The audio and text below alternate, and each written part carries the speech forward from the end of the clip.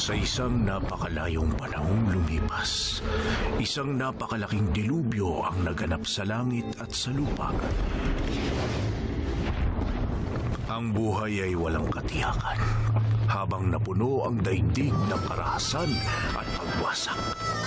Nagtagisa ng mga puwersa ng Shang at Su. Kung sino ang magwawagi, nagkaisa mga tao at mga Diyos upang malampasan ang delubyo at iniluwal ang kaayusan ng mga Diyos. Bawat Diyos ay bumalik sa kanyang takdang lugar. Bawat isa ay umukit ng bahay sa bato. At sa ganito, bumalik ang kapayapaan sa daigdig.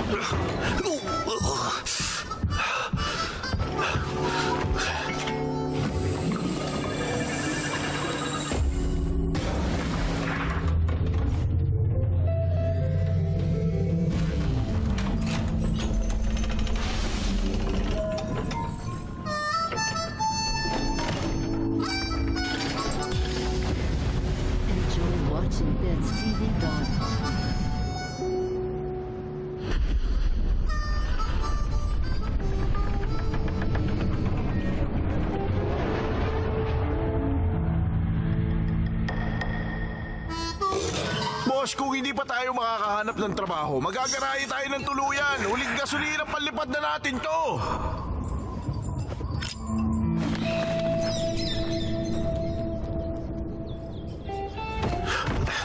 Kailangan na natin ng trabaho. At tagal na nung huli natin. Kung wala tayong pera, walang gas.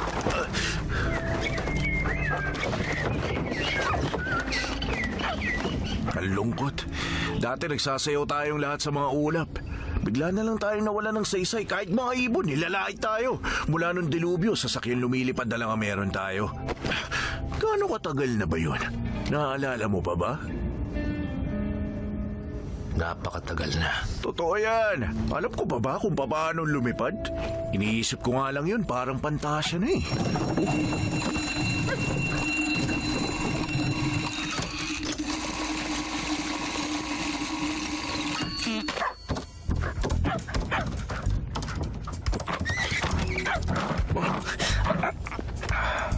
Uy! Tingnan mo nga naman oh. Hiling ito mula sa Panglay! Ang tahanan ng mga Diyos! Dumating na swerte natin! Unahan na natin ang iba pang mga mersenaryo. Huh? Ano ba yan? 20,000 lang? Sa ganitong kriminal, dapat doble ang presyo. Wala namang pera ang mga Diyos. Kung wala tayong trabaho, wala rin tayong makakain.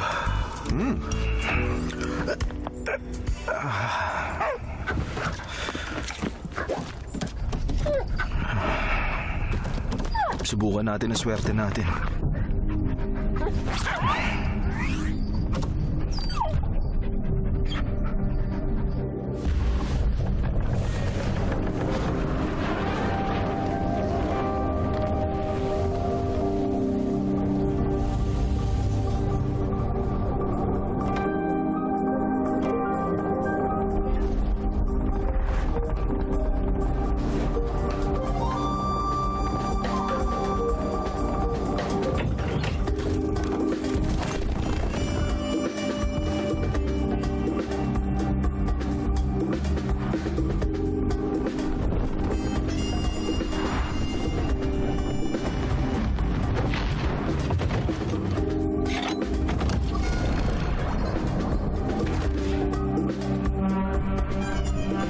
Ito na ang tamang oras ng araw.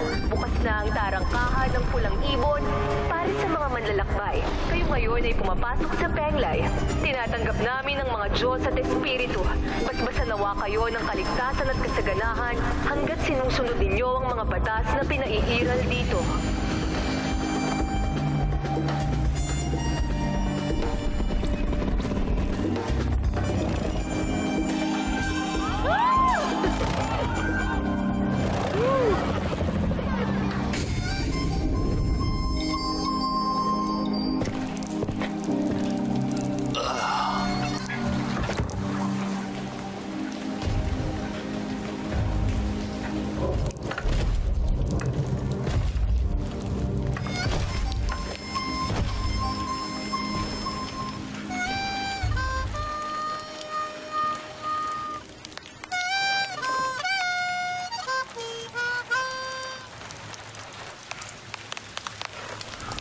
Gusto mo ng eliksir ng buhay?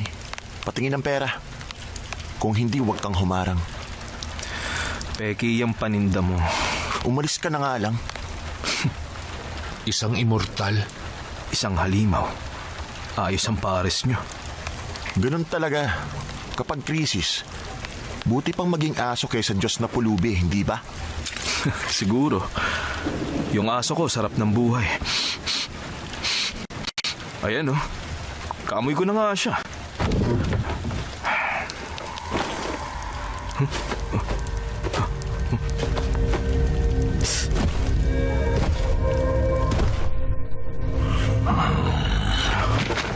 Ikaw ang huli ko.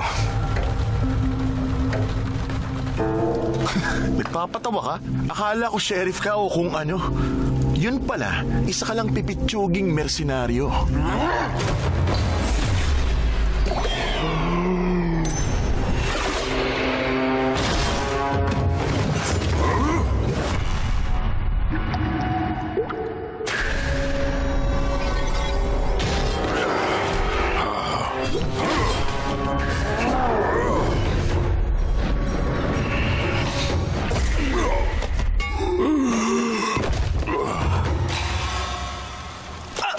Aray! Sakit sa ulo nun ah. Teka.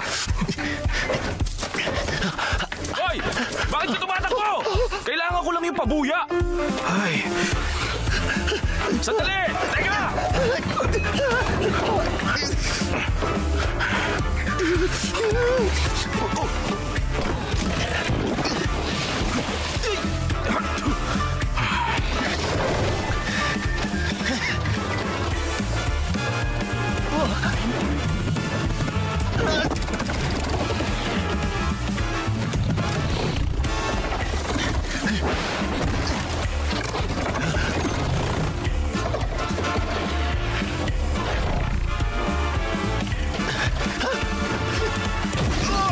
Wala ka boto!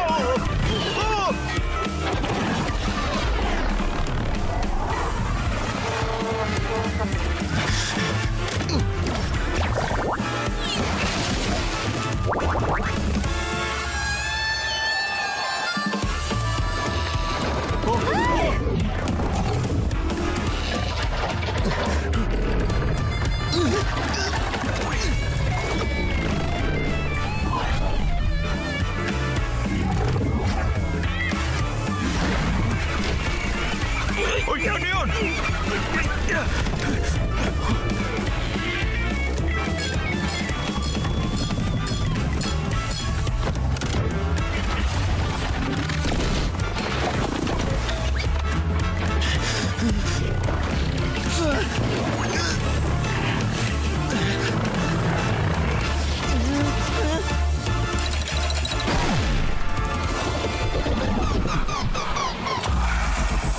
Wala nang gas. Maalas naman.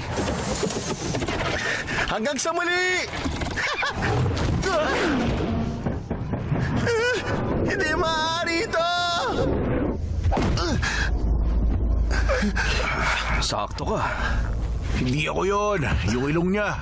Ang bilis kanya nahanap dahil sa amoy mo lang.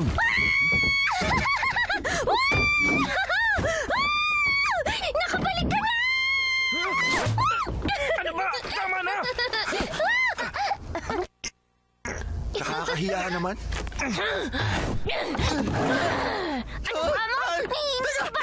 Hindi ba?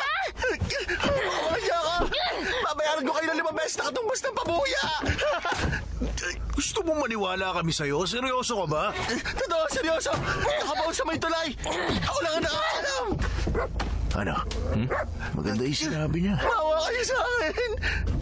O sige. Ulo o buntot? Anong ibig mo sabihin? Hayaan nating langit ang magpasya. Pakakawalan ba kita o hindi? Ayos?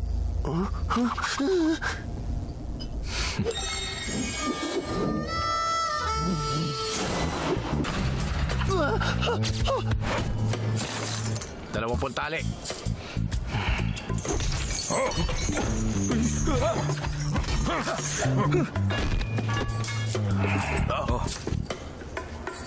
Dali! Boss, nung hinagis mo yung harmonica, pakakawala mo ba siya kung ulo o kung sa buntot? Hindi mo sinabi.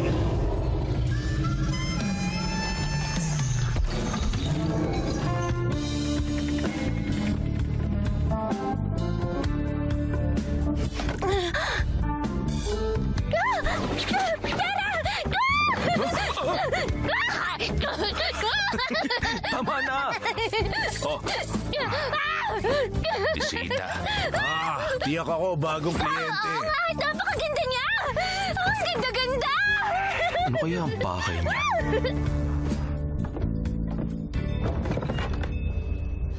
Ikaw si Erlang mo? Ako ang pangalawang anak ni Mu. Ako si Muer lang. May hinahanap ako. Teka, mga mersenaryo kami rito. Humuhuli kami ng tao, hindi naghahanap. May ipahuhuli ako. Yan, kaya ko yung gawin. Ninakaw niya ang gamit ng kapatid kong babae. Anong gamit yun? Hindi ko maaaring sabihin. Sige. Ayos lang sa akin. Mas konting problema. Huwag mo sabihin. Isikreto mo lang. Nauuhaw ka? Malapit kami sa isa't isa ng kapatid ko. Pero nung pag-aaklas, 12 taon na ang nakalipas, saglaho na lang siya. Ang ninakaw na gamit ang tanging alaala na lang sa kanya. Matutulungan mo ba ako? Pwede naman. May bayad nga lang.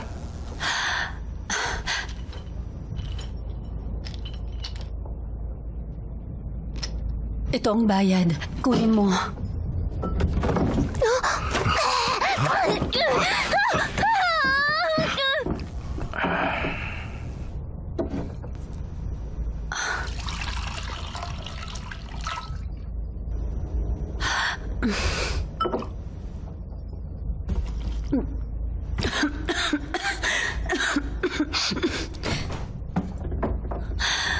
Sige. Sasabihin ko na. Yun ang lampara ng kahilingan. Kaya nitong ikulong ang mga bagay na hindi kayang pigilin ng ibang puwersa. Kakaibang kapangyarihan. Natuntun ko ito sa isla ng Fanghosian. Yung hinahanap mo, may pangalan siya, di ba? Chen Xiang. Chen Xiang. Yan nga. Kilala mo siya? Kakaibang pangalan.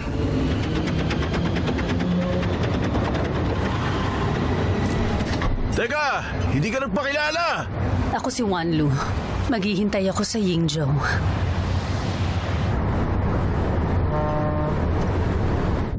May iba pang kwento rito. Oo naman, sigurado.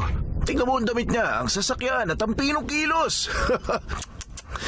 Pero, bakit sa atin siya lumapit? Maliban sa tayo ang pinakamura, wala tayong ibang pagmamayabang. Bumalik ka rito!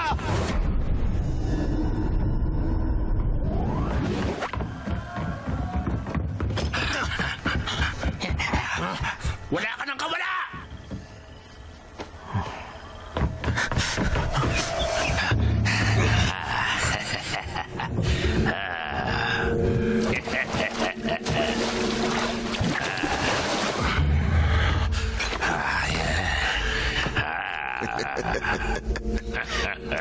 Wala kang utak kung inaakala mong makakatakas ka sa akin, bata. Ha? Kung ganun, ito bang mga bago mong nauto? Tinrider mo kami kaya namatay lahat ng mga tauhan ko ng araw na yon. Kaya akin na yan. Ang alin? Ang ninakaw mo sa istasyon ng araw na yon. Sinong may sabi sa'yo? Ako lang naman yon. Natagpuan ko si Boss Hai. Sino to? Bago mong alaga? Maraming mahalagang bagay roon sa istasyon. Pero ang bagay na ninakaw mo ang pinakamahalaga. Ibigay mo na yan. At baka mabawasan ka lang ng isang kamay. O ng isang pa.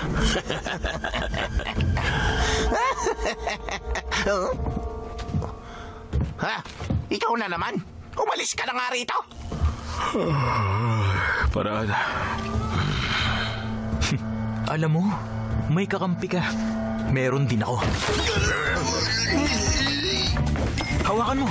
Lumaban ka! Ha? Hoy! Ano ba yan? Ito lang ba talagang kaya mo? Hindi ko nga siya kilala! Patayin niyo sila!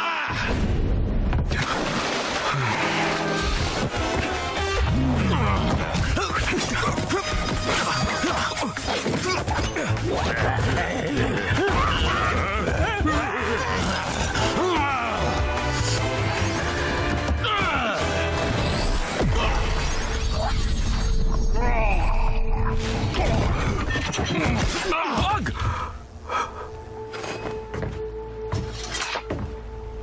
Salamat ha. Maghintay ka lang. Babayaran kita.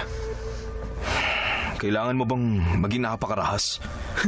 Kung ako nahuli nila, mas matindi pa sa kamatayan ang dadanasin ko.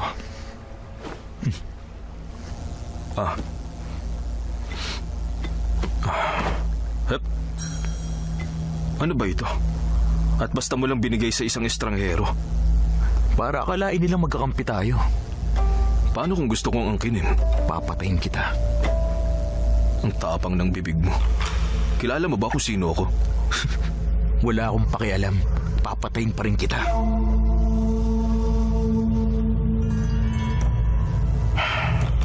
Ako pala siyang Jian. Jian Xiang. Bakit mo alam ang pangalan ko? At totoo nga. May nag-aksaya ng panahon na ipahanap ka sa akin.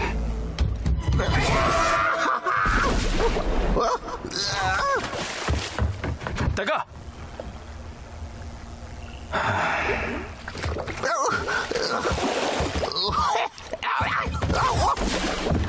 Yang Jan! Anong ginagawa mo rito? Yan din ang tanong ko sa inyo. Ikaw talaga! Napadaan lang ako. Hindi ko kagagawa nito. Sinaksak sa likod. Hindi nga ikaw to. Sabi ko sa iyo, di ba? Yung binatang tumakas, yun si Chen Xiang ang hinahanap mo. Ganun ba? Maalas naman. Batang magnanakaw. Ganun ba talaga siya kahalaga sa inyong dalawa? Wala ka talagang kamuang-muang kung sino siya, ano? Galing din siya ron sa kung saan ka nagsanay. Nakisangkot ka na rin lang sa bagay na ito. Alamin mo na ang katotohanan. Tanungin mo ang iyong guro. Sigurong Yuding.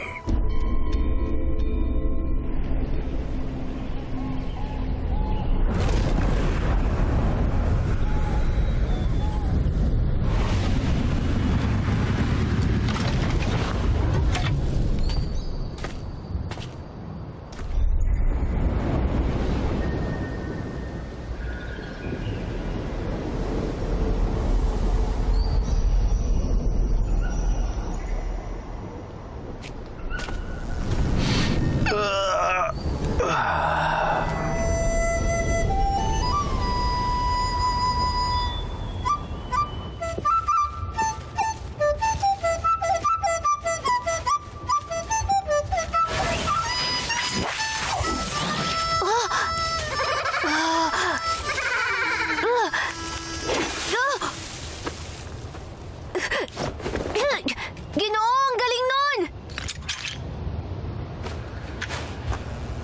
Pakisabi sa iyong guro na dinadalaw siya niyang Jian. Ha? Disipulong Yang! Halika, sumunod ka sa akin!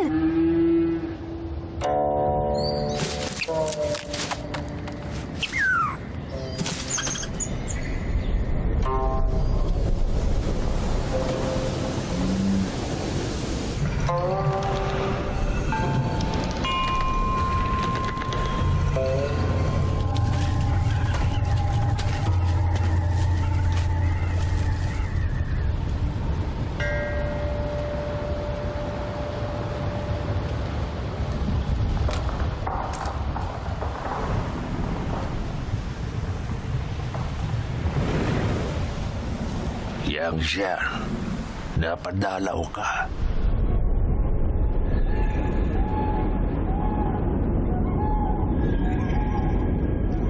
Kumusta ang iyong mata? Nakasara pa rin ba? Opo, Hanggang ngayon pala. naibubukas ko po ng kaunti.